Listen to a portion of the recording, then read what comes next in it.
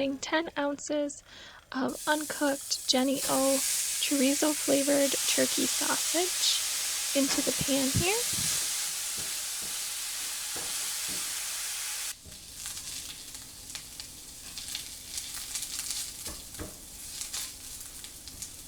To my stand mixer, I'm adding 4 ounces of cream cheese, fat-free, and 3 wedges of Gouda Laughing Cow and 2 wedges of Swiss Creamy.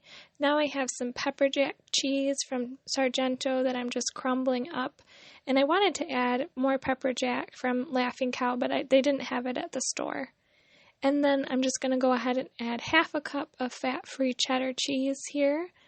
And then I'm going to add in our cooked chorizo turkey sausage.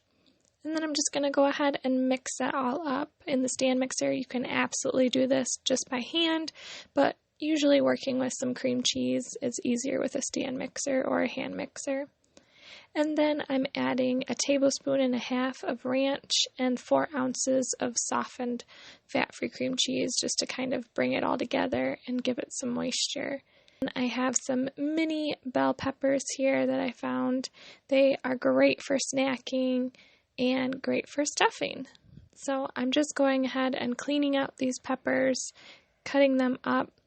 Next time I'm going to leave the tops attached and just cut out this little boat section like I'm doing here. You can have a handle for each of the peppers, but I didn't do that this time. So that's just how I cut it up. So you have nice high sides. Here I'll show you another one. So I just cut down along the sides, but not too far, and kind of cut off the end. That way you have a little boat for all of the filling. And then you just take each pepper and put about a tablespoon of filling in. And you can definitely do more or less. And then the great thing about this recipe too is that you can also experiment and use different kinds of sausages, different kind of cheeses. After I finished stuffing them, I went ahead and I topped each of the peppers with reduced fat Mexican cheese. I can't use the fat-free cheddar cheese to top it because it won't melt right, so you have to use reduced fat here.